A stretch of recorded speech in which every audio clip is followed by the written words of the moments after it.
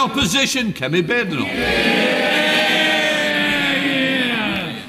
Mr. Speaker, last week the Prime Minister didn't seem to want to talk about appointing fraudsters to his cabinet. In fact, he seemed to want to talk about immigration. So let's talk about immigration. He has relaunched yet again. Many new targets, 6 milestones, 5 missions, but why was cutting immigration not a priority?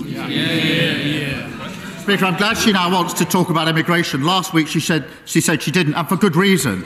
Because the previous government presided over record high levels of immigration.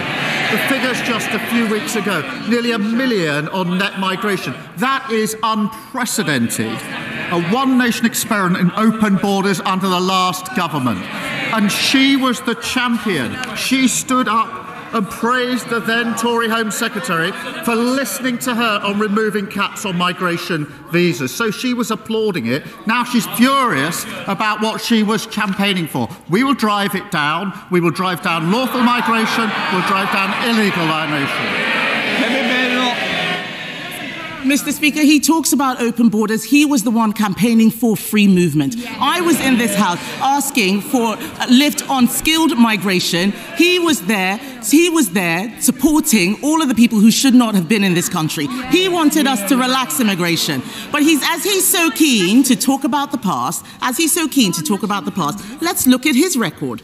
4 years ago, the Prime Minister signed a letter demanding that foreign criminals be allowed to stay in Britain. Dozens of Labour and Liberal Democrat MPs repeatedly signed these letters insisting that rapists and murderers be allowed to stay here. One of those criminals, Ernesto Elliott, had 17 convictions, including for knife crime. After his deportation was blocked, Elliott went on to murder someone. He was able to stay here and murder because people like this man campaigned against deporting criminals. Will he apologise for signing these letters?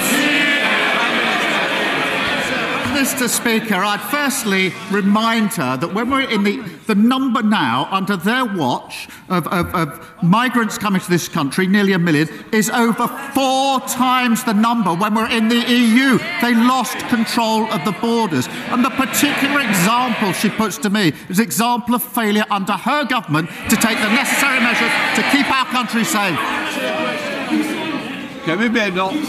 Mr. Speaker, this is a ludicrous assertion. He is the one who was repeatedly signing letters. He even asked us to pause all deportations. He doesn't want to talk about his past, Mr. Speaker, but that letter is just the tip of the iceberg. There is more.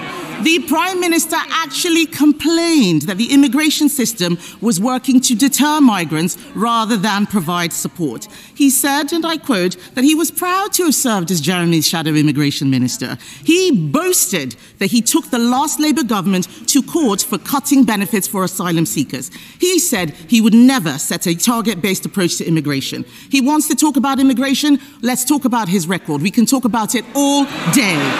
I have committed... Mr.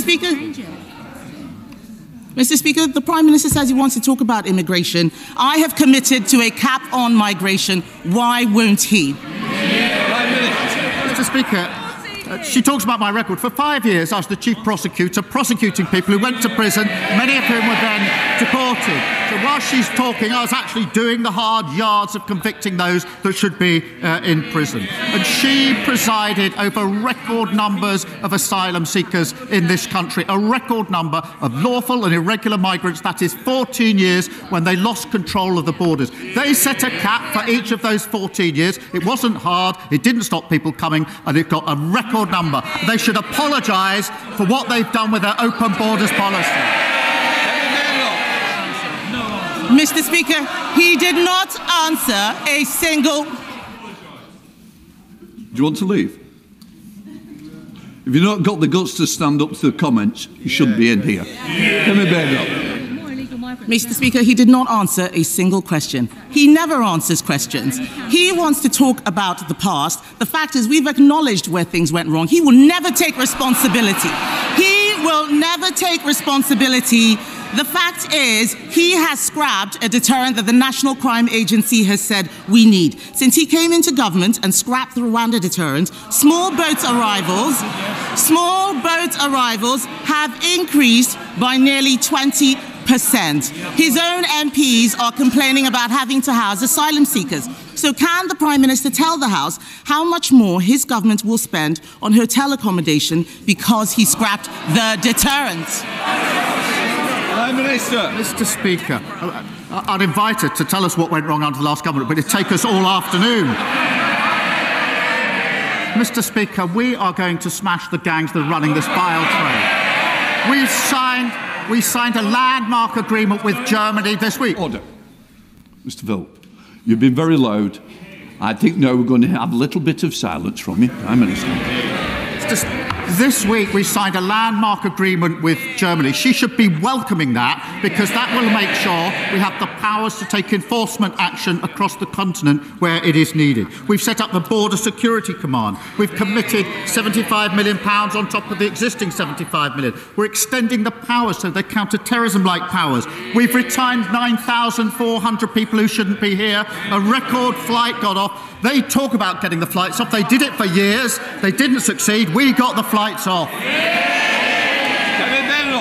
Mr. Speaker, he says he wants to smash the gangs. The only thing he smashed is his own reputation. The fact is, what he has been agreeing is not going to do anything. The cost of the Iraq agreement is £500,000. That wouldn't even buy a house in his constituency. Many of the things he's taking credit for are our agreements. Let's talk about what he put in his manifesto. The Prime Minister promised to end asylum hotels. He promised, he's the Prime Minister now, he promised, but in Altrincham and Peterborough, his government is expanding the use of asylum hotels because he unilaterally disarmed the deterrent. In fact, Mr. Speaker, a man who arrived by small boat told Sky News he was happy Labour were in power. That man said the Conservatives, and I quote, wanted to deport us, but Labour are making the procedure easier for us. He's right, isn't he? Prime Minister. Mr. Speaker, I really thought she should welcome the Iraq deal. Anybody who wants to deal with this vile trade would have welcomed it. She should also welcome the German deal that we did this week. Many of the boats that are finding their way to the Channel are coming through Germany. That is well documented. There's been a difficulty in taking enforcement action, which if she spent more time researching that than her terrible jokes, she would know about. And we have signed an agreement to smash and take enforcement action in Germany to stop those boats getting to the coast. That is effective action. She should welcome it. It's really good news. All law enforcement think it's a good thing. Why does she think it's a bad thing? Because the numbers are going up, Mr. Speaker, under his watch. The Prime Minister has consistently backed criminals over law-abiding British people. He defended terrorists like Hizb ut-Tahrir in the European Court. He argued all immigration law had a racist undercurrent. He voted against life sentences for people smugglers. He voted against more than 100 measures to control migration. He even said it was wrong. He even said, Mr. Speaker, that it was wrong when the Conservatives took away Shamima Begum's citizenship. Now he has appointed her defence lawyer as his Attorney General. Mr. Speaker, events in Syria mean we may see more small boat arrivals. For once, will he take the side of the British people and strip citizenship from jihadi terrorists and supporters of Assad who want to come back and destroy this country? Prime Minister. Mr. Speaker, I was Director of Public Prosecution for 5 years. Unlike anyone on their benches, I was prosecuting for 5 years hundreds of thousands of criminals. That includes huge terrorist gangs, rapists. I was working for 3 of those 5 years with the then Home Secretary Theresa May, who commended the work that I did at the end of those 5 years. So for her to stand there and say, I haven't done anything in law enforcement, I dedicated 5 years of my life to law enforcement, locking up criminals, which is more than she can say. And it would be easier to take the opposition seriously if they actually got serious. Not a slither of remorse, not a hint of contrition. It's like the arsonist complaining about the people who are trying to put the fire out. And all they do is come every week with more and more complaints. Just wait till they get their hands on the people that created the mess that we are clearing up. We're fixing the economy, we're ending their open borders policy, we're taking down the waiting list. That's what people voted for. We're delivering it.